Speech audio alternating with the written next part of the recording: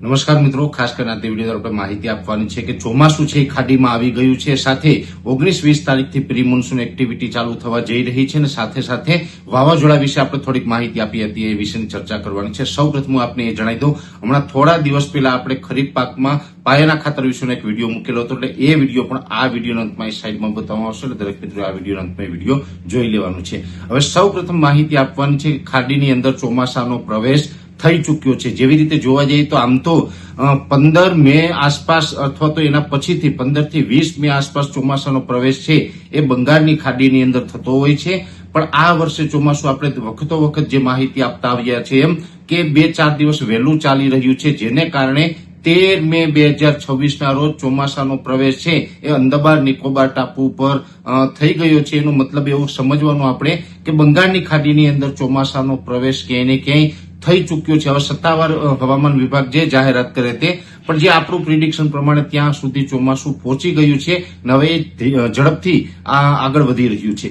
બીજી વાત એ કરવાની હતી કે આપણે એક અનુમાન હતું કે કદાચ એક સાયક્લોન બની શકે છે, જે બંગાળની ખાડીની અંદર એક તમિલનાડુ અને કેરળ આસપાસ એક સિસ્ટમ બની અને અરબ સાગરમાં આવે તેવી શક્યતાઓ હતી, અને જે સિસ્ટમ છે એ એક સાયક્લોન સુધી પહોંચે તેવું એક અનુમાન હતું. જો કે અત્યારે જોવા જઈએ તો અત્યારે એ સિસ્ટમ છે થોડીક નબળી બની રહી છે, કદાચ એ લો પ્રેશર સુધી તો જશે, એ તમિલનાડુના દરિયાકાંઠે બનશે, તમિલનાડુ ઉપર થઈને કેરળ અને કેરળ થઈને અરબ સાગરમાં આવે તેવી શક્યતાઓ છે. પણ જ્યારે એ સિસ્ટમ છે એ તમિલનાડુના દરિયાકાંઠે બનીને કેરળ પાસ કરી અને અરબ સાગરમાં પહોંચશે, ત્યાં સુધીમાં સિસ્ટમ છે ઘણી બધી નબળી પડશે અને અરબ સાગરમાં આવ્યા પછી એને ભેજ અને ટેમ્પરેચર છે યોગ્ય ન મળવાને કારણે એ સિસ્ટમ છે પછી વધુ મજબૂત થાય તેવી શક્યતાઓ ઓછી દેખાઈ રહી છે. એટલે આપણા માટે સારા સમાચાર એ છે કે કમસે કમ અત્યારે હાલ પૂરતા આપણે સાયક્લોન એટલે કે વાવાઝોડાના ખતરામાંથી બચી શકશું. પણ છતાં પણ દરેક ખેડૂત ભાઈઓ કાળજી એ રાખવાની છે, આપણે ઘણા સમયથી આપણે કહેતા આવ્યા છે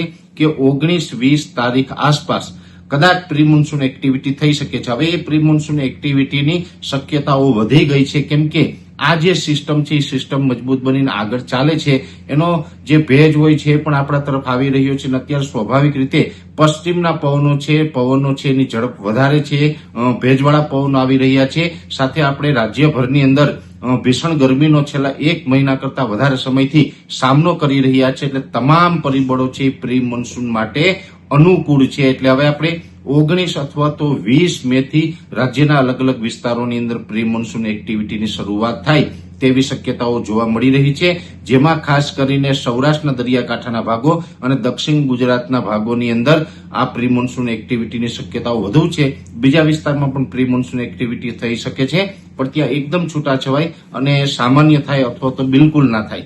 એટલે 19 અને 20 તારીખથી પ્રી મોન્સૂન એક્ટિવિટીની શરૂઆત થશે, અને આ પ્રી મોન્સૂન એક્ટિવિટી છે એ માત્ર 1 કે 2 દિવસ માટે નહીં હોય, લગભગ 30 મે સુધી પ્રી મોન્સૂન એક્ટિવિટી ચાલશે. એટલે કે લગભગ 10-12 દિવસ સુધી રાજ્યના અલગ અલગ વિસ્તારોની અંદર પ્રી મોન્સૂન એક્ટિવિટી છે એ જોવા મળે તેવી પૂરી શક્યતાઓ છે. એટલે ખાસ કરીને પ્રી મોન્સૂન એક્ટિવિટી, બંગાળની ખાડીની અંદર ચોમાસાનો પ્રવેશ અને સાથોસાથ જે આપણે વાવાઝોડું અને વરસાદ વિશેની વાત હતી એ તમામ માહિતી આપવાનો પ્રયત્ન કર્યો છે. વિશેષ માહિતી છે નેક્સ્ટ વિડીયોમાં આપવામાં આવશે, પણ શરૂઆતમાં મેં આપને જણાવ્યું હતું આ સાઈડમાં વિડીયો દેખાઈને ટચ કરીને જોશો એટલે પાયાના ખાતર વિશેની સંપૂર્ણ માહિતી મળી જશે. અત્યારે આ વિડીયોની અંદર એટલું જ. અંતમાં દરેક મિત્રોને વિનંતી રહેશે કે વિડીયોને લાઈક આપીને દરેક ગ્રુપમાં શેર કરી દેવો. જો તમે અમને યુટ્યુબ ઉપર જોઈ રહ્યા હોય તો ચેનલને સબસ્ક્રાઇબ કરજો, સાથે ફેસબુક તથા ઇન્સ્ટાગ્રામ આઈડીને ફોલો કરજો. નમસ્કાર.